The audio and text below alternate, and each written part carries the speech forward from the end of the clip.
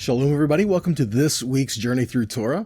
This week, we're continuing the story of Yosef, a story of trial, separation, and restoration. We see a lot of amazing things in the story of Yosef and his brothers, but it's very important in regards to Israel as a whole as well, because we do see in the life of Yosef very prophetic events that go through the scatter of Israel, the exile of Israel, and the return and restoration of Israel, as we said just a minute ago. So there's a lot to be said about this, and there's many different parts of the story you can look at.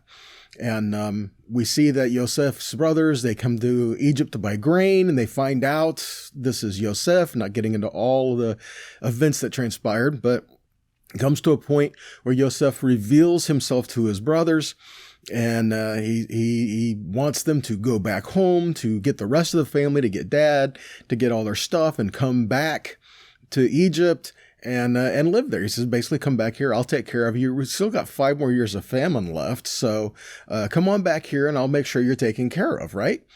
Well, Joseph's plan was more than that, really. I mean, he says, I'll take care of you. There's still 5 more years of famine. But ultimately, they may have been thinking to go back into the land at some point, but they didn't know exactly when that some point was going to be. All right, but we do know, spoiler alert, right, that Yahweh, when he spoke to Abraham, he says that your descendants are going to go into a land that's not theirs. After 400 years, I'm going to bring them out. So this Yosef going into Mitzrayim, Egypt, is the start of what's really happening here. But we start to get a better picture of this when we get to Genesis 46, and we start talking about Israel going into Egypt. Now notice, again, as we see in the scriptures, there are times where Yaakov is called Yaakov, and there are times when he's called Israel. And sometimes you look at this, and maybe the scripture is trying to tell us a little something more about what's going on in regards to which name he's being called at which time. Here, it's talking about Israel as going down to Egypt. Now, this is a good thing because it's going to spare him and his family. This is going to be a life for them. Yay! I mean, they're going to be reunited with Yosef, and he's going to make sure they have what they need, and they're not going to starve to death. And this is amazing for the family, right? But at the same time, this is also the beginning of what Yahweh had prophesied to Abraham. It says, you're going to go into this land. It's not going to be your land, and you will be oppressed there, but I will bring you out. So there's a lot of mixed things going on here, okay? And if we go to Genesis 46, we can actually start to see how this is starting to unfold before us. Let's take a look at it. Genesis 46, verses 1 through 4. Says, so Israel took his journey with all that he had, and he came to Beersheba, and he offered sacrifices to the God of his father, Yitzhak. And God spoke to Israel in visions of the night, and he said, Yaakov, Yaakov. He says, here I am. And he says, I am God, the God of your father. Do not be afraid to go down to Egypt, for there I will make you into a great nation, and I myself will go down with you to Egypt, and I will also bring you up again, and Joseph's hand shall close your eyes. There's a lot that's going on here. First off, we notice it says that Israel went to Beersheba. Now, he was going to Egypt. Why did he stop at Beersheba, right? So we'll address all these here in just a moment. But essentially, he's telling him, I will be with you. Don't be afraid to go. So that kind of implies he was afraid to go. I will be with you. Don't be afraid to go. You're going to die in Egypt. I mean, that's kind of like, what? But this was not a fearful thing for him at that point. This was, you're going to be reunited with your family. You're going to live the rest of your life here, and it's going to be a good thing for you, okay? So Yahweh is saying, I've got you. I got you, right? So let's kind of break this down a little bit and see what happens here. So in verse 1, again, it says, Israel took his journey with all that he had. He came to Beersheba, and he offered sacrifices to the God of his father, Yitzhak. So why is it written this way? Why did he go to Beersheba? What kind of sacrifices were being offered here? And why does it say the God of his father, Yitzhak? I mean, really? I mean, why not just say, I am your God? Because that's what he had testified to him. You know, when he went and he got his bride, he dealt with Lavan. He stopped at Bethel, right? And he goes, you will be my God, right? So why is he saying the God of your fathers? Again, there's something that's being alluded to here, and we're talking about restoration that's happening here. But let's kind of back up a little bit, and let's start off with this. Why Beersheba? Why Beersheba? Well, in order to take a good look at this, when was Yaakov last at Beersheba? What happened last time he went this path? He went this route. He went through Beersheba. What was the last thing that went on? Well, let's turn it back. Let's go to Genesis 28. Verses 10 through 15, he was leaving the land. Why was he leaving the land? He was leaving the land because he was being exiled, because his brother sought to kill him. Kind of sounds like that could tie into a similar story that we're dealing with now, doesn't it? So he was being exiled because here he got the blessing, but now his brother's trying to kill him, so he gets sent off to go gather his bride, to go find a bride in exile, and return back to the land. So here we see a similar thing happening again. Okay, so why Beersheba? The last time he was leaving the land, he went from Beersheba towards Haran, and he stopped at a place for the night, and it was Bethel. So the last time he came through Beersheba, the well of the oath, again, talking about promises to Yahweh, it was in a time of okay, I've got this blessing, but I don't know what's going to happen. I don't know what life is holding for me. I don't know when I can come back. I don't know what's going on here. And there was a lot of uncertainty and a lot of doubt. I would venture to say that even though he's happy that Yosef is still alive, he's being reunited with him, that he still had a lot of questions. Okay, that he still had a lot of doubt, still had a lot of things that were going on. So he goes to Beersheba again to make offering to Yahweh. So when was the last time he was there? Genesis 28, 10 through 15. Yaakov left Beersheba and he went towards Haran, and he came to a certain place and he stayed there that night because the sun had set. And taking one of the stones of the place, he put it under his head, and he lay down in the place to sleep. And he dreamed, and behold, there was a ladder set up on the earth, and the top of it reached to the heaven. And behold, the angels of God were ascending and descending on it. Verse 13. And behold, Yahweh stood above it, and he says, I am Yahweh, the God of Abraham, your father, the God of Yitzhak. The land which you lie, I will give to you and your offspring. Note that for a second. I'm the God of your father, Abraham, the God of Yitzhak. Your offspring shall be like the dust of the earth, and you shall spread abroad to the west, to the east, to the north, to the south. And in you and your offspring shall all the families of the earth be blessed. Behold, I am with you, and I will keep you wherever you go, and I will bring you back to this land, for I will not leave you until I have done what I have promised you. Okay, so this Israel is going down here, is going to Beersheba, and he's going to be in a similar situation with similar questions. Okay, and here Yahweh says, I am the God of your father, Abraham, the God of Yitzhak. So again, why the God of his father? Again, making the association, making the connection. Yes, he is his Elohim. Yahweh is the one that he served. But again, this is not a separate entity with separate promises that were given to his fathers. Okay, so I believe we have it this way, so we understand the connection. Yes, the promises that I made you, they're still in effect. Yes, the things that I told you before, they're still in effect. The things that I told your father is still in effect, right? Okay, so what kind of sacrifices did he go to make there? Well, we're not explicitly told, but we can get an idea from this. Okay, look at the situation and look at what's going on. And if we look, we can understand a little more, right? So what kind of sacrifices were being offered? This word here that's being used for his sacrifices he made was zevachim, which is from the word zavach, which fits because the word altar is mizbeach. Okay, it's the same roots, the same words. Now, literally, we're talking about flesh. Okay, the offering was flesh. It was something that got put on an altar, right? So it was the flesh that got put up there. So it literally means flesh. But we see this used a lot of times in relationship to the shalom offerings, which is a peace offering or thanksgiving offering. Okay, now there are shalomim, the peace offerings, but there are many different varieties of it, many different things that can include. A thanksgiving offering is one of them, right? So again, we're talking about a thanksgiving and peace offerings. You got portions of this back that you ate in the presence of Yahweh there at the altar, okay, or in the area of the altar.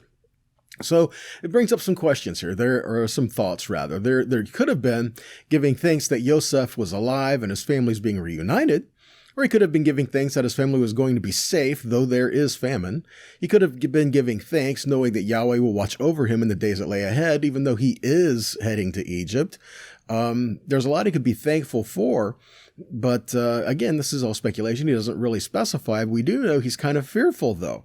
So what's a good idea when you're fearful of what lies ahead of how to approach Yahweh? How about in thankfulness? just that. Yahweh, I don't know what lies ahead. I don't know what's going on. I don't know exactly how this is going to play out, but I trust you. So this is a matter of coming in and making it known that you trust Yahweh. Okay, and that would be a peace offering. That would be something to bring him. I just want to have fellowship and relationship with you, and in you I will be at peace. We have this relationship in here, right? Okay, so that's just one train of thought, and you can follow through with that if you wish. So he comes, regardless of how you call it, he comes and he makes offerings to Yahweh. All right, can we really bring offerings to Yahweh without having a thankful heart? Really? Anyway, not laboring that point. Next thing is, why the God of his father Yitzhak? Okay, well, again, let's look at Genesis 28 again, verses 13 to 15. It says, "Behold, Yahweh stood above it, the ladder, and he said, or the stairway, and he says, I am Yahweh, the God of Abraham your father, and the God of Yitzhak. The land which you lie, I will give to you and your offspring, and your offspring shall be like the dust of the earth, and you shall spread abroad to the west, to the east, to the north, to the south, and in you and your offspring shall all the families of the earth be blessed. Behold, I am with you, and I will keep you wherever you go, and I will bring you back to this land, for I will not leave you until I have done what I have promised you." Did you see that? So he says, where you're at, I'm going to give to you and your offspring, and I will be with you wherever you go, but you're going to come back here. So this could be another remembrance. This could be another thing we're saying, Yahweh, you said that you're going to bring me back here, and my offspring is going to be great, and people are going to be blessed, all because of what you're doing in my life, but should I leave the land again? Because you said you were going to bring me back to this land. Well, you did bring me back to this land. Am I supposed to leave again and come back again? What's going on, right? So again, he could be approaching him in that manner of saying, okay, you are the God of my father, and am I supposed to leave here because the promises that you gave to him were for this land, not that land? So what should I do? Further, in Yitzhak's lifetime, he experienced famine as well. Abraham experienced famine as well too. But in the time of famine, Abraham went out of the land, right? Well, Yitzhak was told not to leave the land. Yitzhak was told to stay in the land. And so again, the idea here that Yaakov could be saying, am I supposed to leave? Can I leave? What is it that Yahweh is asking for me to do here? I don't really know, right? So Genesis 26, so there was a famine in the land besides the former famine that was in the days of Avram. And Yitzhak went to Gerar to Abimelech, the king of the Philistines, and Yahweh appeared to him and said, "Do not go down to Egypt. Dwell in the land which I shall tell you. Sojourn in this land, and I will be with you, and I will bless you. For you and your offspring I will give all these lands, and I will establish the oath that I swore to Abraham, your father," verse 4. "I will multiply your offspring as the stars of heaven, and I will give to your offspring all these lands, and in your offspring shall all the nations of the earth be blessed, because Abraham," again, because of covenant with your father, "Abraham obeyed my voice, kept my charge, my commandments, my statutes, my laws." So Yitzhak settled in Gerar. You see that? Yitzhak, in this time of famine, he's like, should I go down to Egypt? Should I go down where there's other things going on? And Yahweh says, nope, stay right where you're at. I got you. So what's Yaakov to do? Is he to do like Abraham did and go down into Egypt? Or is he to do like Yitzhak did and stay put? Right? So again, this could be just a matter of seeking Yahweh and seeking what he needs to do and to discern what lies ahead, right? And let's face the facts here. Throughout the scriptures, we see there are times of famine in life. Now, this is literal physical famine that was severe in the land, right? It's what we learn in the scripture. But there are still famines in the earth today, but there are also spiritual famines that are here in the earth today, right? There are times that are going to have famine in our life. But what do we do with that experience? Do we trust Yahweh in the midst of a famine, whether that is physical or spiritual? Do we trust Yahweh in the midst of hardship and hard times? Yeshua says, my sheep hear my voice and they follow me. He doesn't say, my sheep hear my voice and they follow me as long as it's easy. He says, my sheep hear my voice and they follow me. And there are times where we're going to have to experience some dry times, some famine times. But Yahweh says he will be with us in the midst of all these things. And then some of this is self-imposed famine. Not saying all the time, not all the things, but some of this is things of our own doing that produces dry times in the life of people around us, or even in our own life, right? Look at Amos. Amos 8, 11, and 12. It says, "Behold, the days are coming, declares the Lord God, when I will send a famine on the land, not a famine of bread or a thirst for water, but of hearing the words of Yahweh. And they will wander from sea to sea, from north to east, and they shall run to and fro, and they will seek the word of Yahweh, but they shall not find it." Now, do you see that? He says that Yahweh's going to send the famine, but it's not going to be food or water. It's going to be people hearing the word of the Lord. Now, notice it does not say that there's going to be a famine of the word being declared. It says there's going to be a famine of people actually willing to shema the word, to hear and obey the word. See that? And that's what we look at as well. And so people are going to be running all over the place trying to hear the word of the Lord, but they're not going to be able to because they're looking for the wrong thing. They're not going to hear what Yahweh is saying because their discernment is not proper. It's not off, or it's not right. It's off. They're wanting to hear what they want to hear. It says the famine is going to be people who are willing to hear and obey the word of the Lord. So they're going to be searching for the word from the Lord, but they're not willing to receive it. They're not willing to take it to heart and do it. So because of that, they're not going to be actually hearing the word of Yahweh. They're going to be looking for anything else to tell them what they want to hear. Kind of like itching ears, right? People taking to themselves teachers who are telling them what they want to hear instead of what Yahweh is really giving as his heart towards these things, right? And what we see is that Yahweh keeps his promises. He is the same yesterday, today, and forever. I mean, don't we see that in Scripture? Hebrews 13:8 says Yeshua is the same yesterday, today, and forever. Malachi 3:6 says, "For I, Yahweh, do not change. Therefore, O children of Jacob, you are not consumed." See that? Yahweh keeps his promises, and he is the same as he always was and will ever be, right? In Deuteronomy, we read, "Know therefore that Yahweh your God is God, the faithful God, who keeps covenant and steadfast love with those who love him and keep his commandments to 1,000 generations." So here we have Yaakov, or Israel, is preparing to go down into Egypt.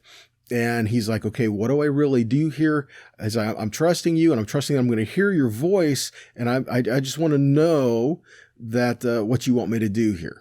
Okay, so he makes the stop here to make the offerings to Yahweh, to seek him, to have peace with him, and to settle this within himself, right? To bring peace within himself for what lies ahead. So there's a lot that's going on here, right? Okay. The last time that we hear Yahweh speaking directly to a person in Bereshit is here in 46, 2-4.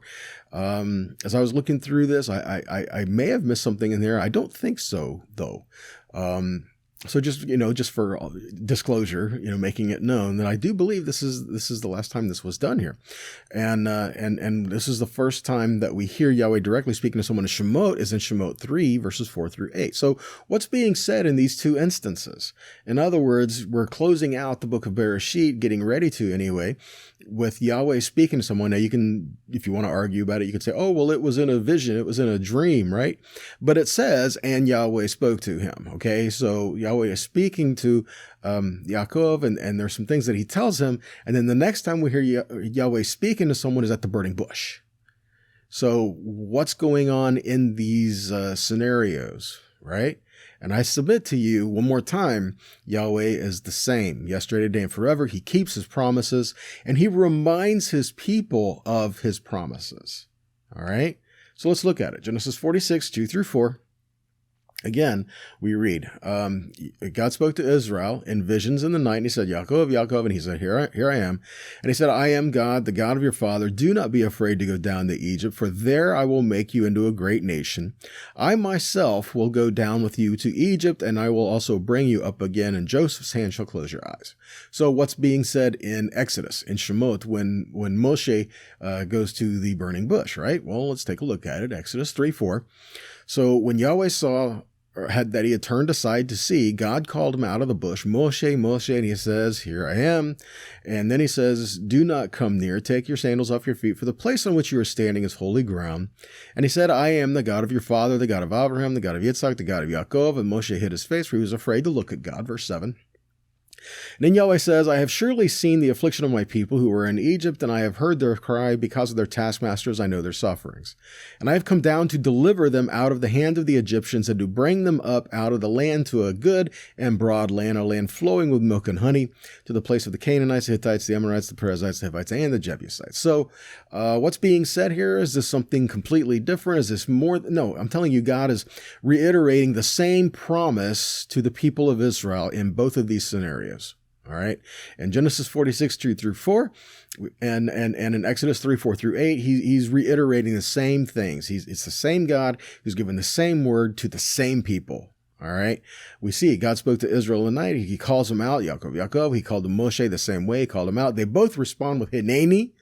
Here I am. And he says, I am the God of your father. In both scenarios, he says, I am the God of your father. And then he says, don't be afraid to go down to Egypt, for there I will make you a great nation. And here he says, I have surely seen the affliction of my people who are in Egypt. I have heard their cry.